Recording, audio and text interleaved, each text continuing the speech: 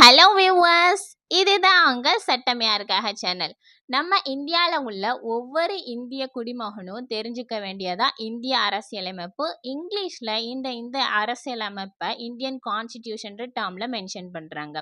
இதோட மீனிங் அப்படின்னு சொல்லி பார்த்தோன்னா ஃபார் த பீப்புள், அதாவது மக்களுக்காக தான்.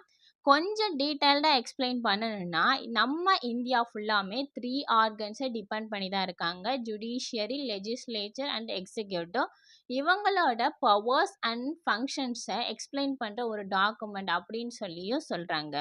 அட் ஃபர்ஸ்ட் இதில் 395 ஆர்டிகல்ஸ், 395 சரத்துகள், அப்புறம் 12 அட்டவணைகள், 22 பகுதிகளோட வச்சு தான் இயற்றுறாங்க.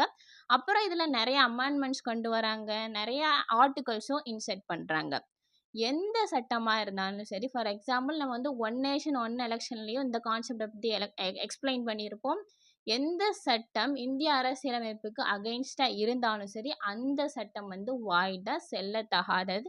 இது இப்போ வந்திருக்க பிஎன்எஸ், பாரதிய நியாய சங்கிராவாக இருக்கட்டும், இல்லைனா மோட்டார் வெஹிக்கல் ஆக்ட், இதில் எந்த ப்ரொவிஷன்ஸ் இந்த இந்தியன் கான்ஸ்டிடியூஷனுக்கு அகெயின்ஸ்டாக இருந்தாலும் அந்த ப்ரொவிஷன்ஸ்லாம் இன்வாலிட் தான், அது செல்லத்தகாதது. இந்த வீடியோ உங்களுக்கு பிடிச்சிருக்குன்னா மறக்காமல் லைக் பண்ணுங்கள், ஷேர் பண்ணுங்கள், சப்ஸ்கிரைப் பண்ணுங்கள். தேங்க்யூ.